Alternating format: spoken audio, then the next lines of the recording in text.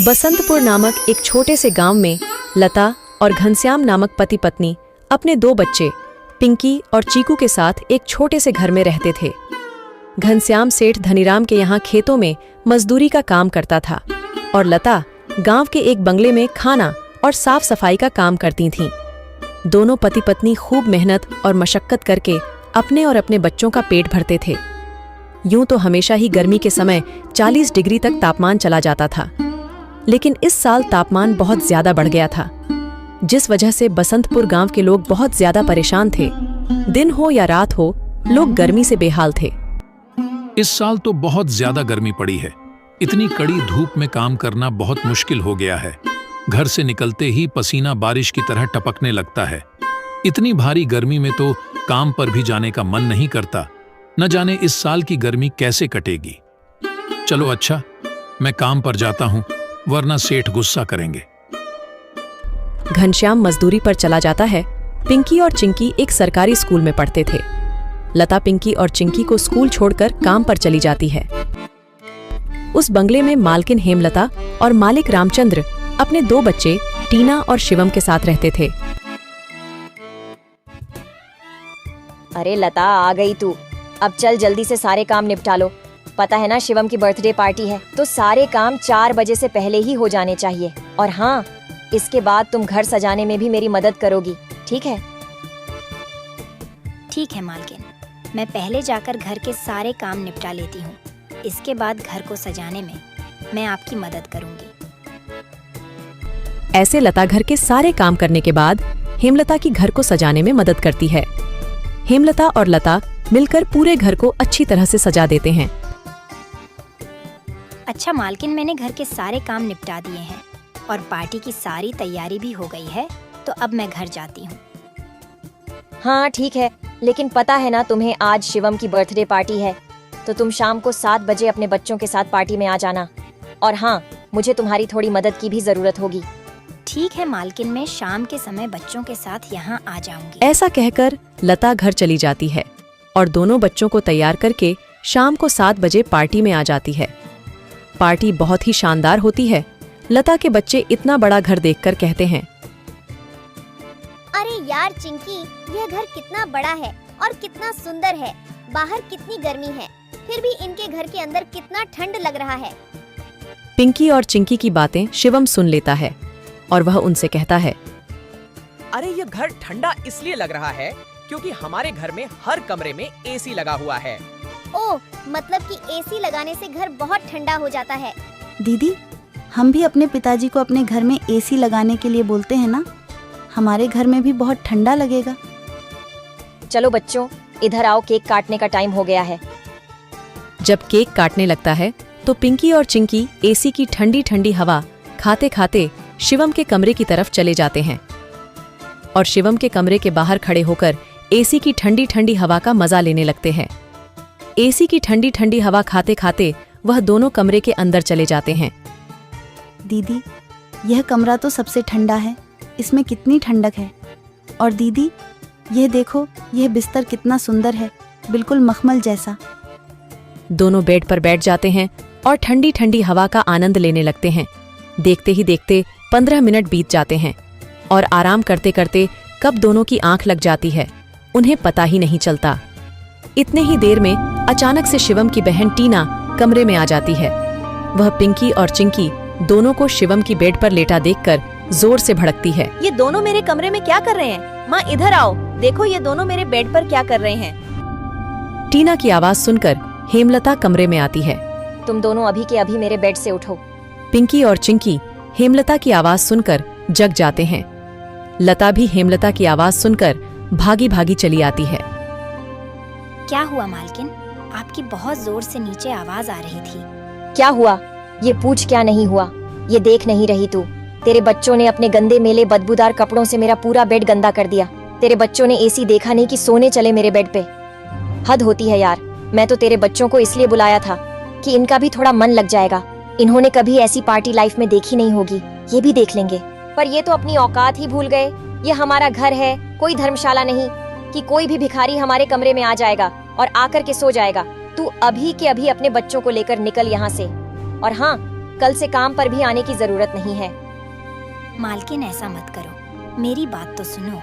बच्चे नादान हैं। मैं वादा करती हूँ आगे से ऐसा दोबारा नहीं होगा। यह मेरी आखिरी भूल समझकर माफ कर दीजिए मालकिन। मुझे काम से मत निकालिए मालकिन। इस काम के सहारे तो मेरा घर चल रहा है। ये तेरी सर दर्द है। अब तू यहाँ पर काम नहीं कर सकती। अब तू अपने बच्चों को ले और यहाँ से निकाल। हेमलता लता और उसके बच्चों को घर से बाहर निकाल देती है और आगे से काम पर आने को भी मना कर देती है। अब लता के पास कोई काम नहीं था। घर का सारा भार अब घनश्याम के कंधों पर आ गया था। हे भगवान, आज तो खाना बनाने के लिए आटा भी नहीं है। अब मैं आटा कहाँ से लाऊं? मेरे पास तो अब और पैसे भी नहीं है। और जो तनख्वाह घनश्याम जी को मिली थी वह सब घर खर्चे में खत्म हो गए। मेरा क्या है? मैं तो पानी पीकर भी सो जाऊंगी, पर बच्चों को क्या? भूखे पेट इन्हें नींद कैसे आएगी? आ गए आप। घर में राशन खत्म हो गया है। आज खाने में कुछ नहीं बना है। कोई बात नहीं, खाना आज मैं अपने साथ लेकर आया हूँ। सेठ जी के यहाँ पर आज दावत थी तो उन्होंने कुछ खाना बच्चों के लिए भी भिजवा दिया है। ऐसे उस रात तो वह सभी खाना खाकर सो जाते हैं।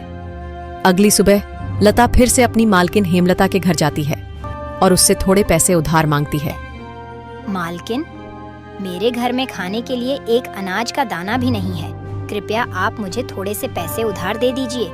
तुझे देने के लिए मेरे पास कोई पैसे वैसे नहीं है। मैंने तुझे पहले ही काम से निकाल दिया था, फिर तेरी यहाँ आने की हिम्मत कैसे हुई? जा निकल यहाँ से और आइंदा यहाँ पर अपनी शक्ल मत दिखाइयो। हेमलता की कड़वी बातें सुनकर लता घर वापस जाने लगती है। तभी उसे रास्ते में एक पोस्टर दिखाई देता है। उस पोस्टर को देखकर लता वहीं रुक जाती है। पकोड़े बनाने वाले की जरूरत है। अधिक जानकारी के लिए इस दिए गए नंबर पर कॉल करें। पकोड़े बनाने तो मुझे आता है। अगर यहाँ मेरी नौकरी लग जाए तो घर का खर्च चलाने के लिए कुछ पैसे आ जाएंगे। ऐसा सोचकर लता उस पते पर पहुंच जाती है।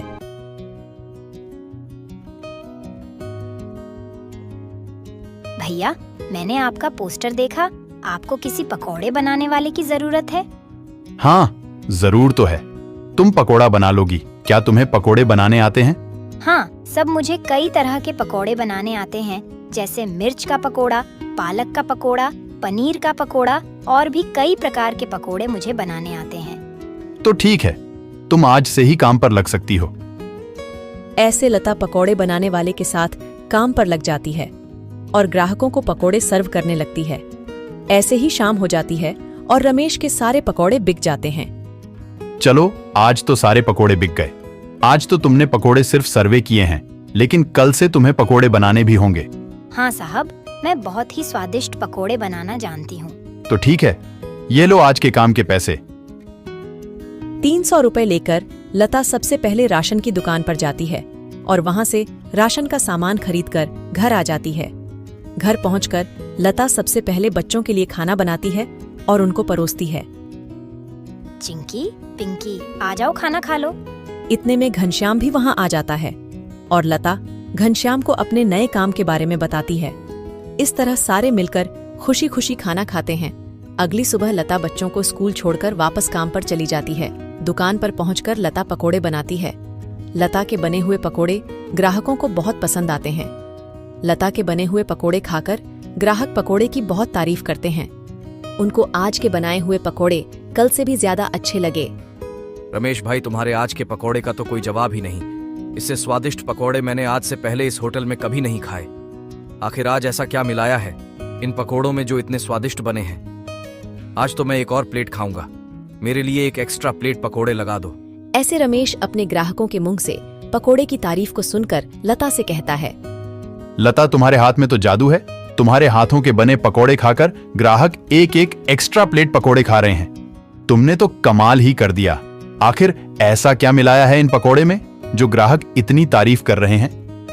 साहब जी, कुछ खास नहीं मिलाया है, बस थोड़े से नमक मिर्च मसाले बराबर मात्रा में डाले हैं, बस। ऐसे रमेश के आज के पकोड़े बहुत जल्द ही खत्म हो जाते हैं। आज तो पकोड़े बहुत जल्द ही खत्म हो गए।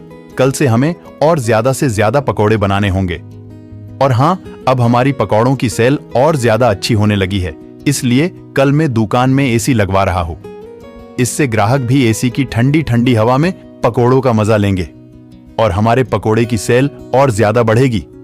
तुम क्या कहती हो? साहब, विचार तो बहुत अच्छा है। अगले दिन रमेश अपनी दुकान में एसी लगवा लेता है और जैसा उसने सोचा था वैसा ही हुआ। एसी लगने के बाद रमेश के दुकान पर ग्राहकों की संख्या बढ़ जाती है। ग्राहक ठंडी ठंडी हवा में बैठकर पकोड़े खाने का आनंद उठाते हैं। ऐसे रमेश के आज भी सारे पकोड़े बहुत जल्द ही बिक जाते हैं। शाम के समय जब लता घर वापस आती है और वह चिंकी और पिंकी को आपस में बातें करते हुए सुनती है। दीदी, उस दिन पार्टी में कितना मजा आ रहा था ना। कहाँ हम उस दिन एसी की ठंडी ठंडी हवा खा रहे थे और कहाँ आज हम इतनी गर्मी में बैठे हैं। काश हमारे घर में भी एसी होती तो हम भी अभी एसी की ठंडी ठंडी हवा खा रहे होते। इतने में लता अंदर आ जाती हैं। अरे चिंकी और पिंकी, तुम दोनों क्या कर रहे हो? तुम दोनों ने अपने स्कूल का होमवर्क किया? चलो जल्दी से अपना अपना होमवर्क कर लो। मैं खाना बनाने जा रही हूँ। इसके बाद खाना खाकर जल्दी सो जाना। कल तुम्हें सुबह उठकर स्कूल भी तो जाना है ना। ठीक है माँ, हम स्कूल का काम करके आते हैं। ऐसे दिन बीतते जाते हैं और लता के हालात पहले से ठीक होते जाते हैं। ऐसे ही एक दिन सुबह लता काम पर जा रही होती है, तभी उसे भंगार की एक दुकान दिखती है। उसे दुकान पर कई सारे सामान थे, जैसे कूलर, पंखा, फ्रिज, एसी इत्यादि। लता का ध्यान उस दुकान में रखे पुराने एसी की तरफ जाता है। वह उसे बहुत पसंद आता है। वह उस दुकानदार से बोलती है, भैया, ये एसी का क्या दाम है? मात्र 10,000 रुपए की है। 10,000? ये तो बहुत ज्यादा है। ज्यादा नहीं, ये तो बहुत कम है। ये सेकंड हैंड एसी है। अगर नई एसी खरीदने जाओगी तो 30,000 से कम की नहीं आएगी। अच्छा ठीक है, पर ये सही से तो चलती है ना? हाँ, बिल्कुल सही से चलती है। अगर 6 महीने से पहले ये एसी बंद हो जाती है तो इसकी सारी रिपेयरिंग की सर्विस बिल्कुल फ्री होगी। ठीक है, लेकिन इसका सही सही दाम लगाओ। मैं इसके 8,000 दूंगी। अगर तुम्हें देनी है तो मुझे ये ऐसी 8,000 में दे दो। ठीक है, बताओ कहाँ लगानी है। लता उस आदमी को अपने घर लेकर आती है। वह आदमी लता के घर पहुंचकर एसी को लगा देता है। एसी चालू करते ही ठंडी ठंडी हवा घर में फैलने लगती है। बच्चे भी इस ठंडी ठंडी हवा का मजा उठाते हैं। वह दीदी, क्या मजा आ रहा है। ऐसी की ठंडी ठंडी हवा, ऐसा लग रहा है जैसे बर्फ की चादर ओढ़ ली है हमने। इतनी कड़ी गर्मी में ये ठंडी ठंडी हवा बर्फ की चादर जैसी लग रही है। घर में एसी के लगते ही बच्चे बहुत खुश हो जाते हैं। घनश्याम भी घर पर आ जाता है। ओह, आखिर तुमने बच्चों की इच्छा पूरी कर ही दी। कैसे ना करती भला। बच्चे तो आखिर मेरी जान है। इनसे बढ़कर मेरे लिए कुछ भी नहीं। एसी लग जाने की वजह से बच्चे बहुत खुश होते हैं और लता की कमाई भी अच्छी होने लगती है। लता के बने हुए पकौड़ों की वजह से रमेश के दुकान पर ग्राहकों की भीड़ लगी रहती थी। इससे रमेश खुश होकर लता की तनख्वाह बढ़ा देता है। थोड़े दिन बाद घनश्याम भी सेठ धनीराम के यहाँ मजदूरी छोड़कर लता के साथ पकोड़े बनाने लगता है। दोनों को रमेश काफी अच्छी सैलरी देता था, जिससे उनका घर खर्च काफी आसानी से चल जाता था। बच्चे पूरी गर्मी ऐसी की ठंडी ठंडी हवा में गुजरते हैं और इस तरह वह लोग अपना जीवन खुशी खुशी जीने लगते हैं।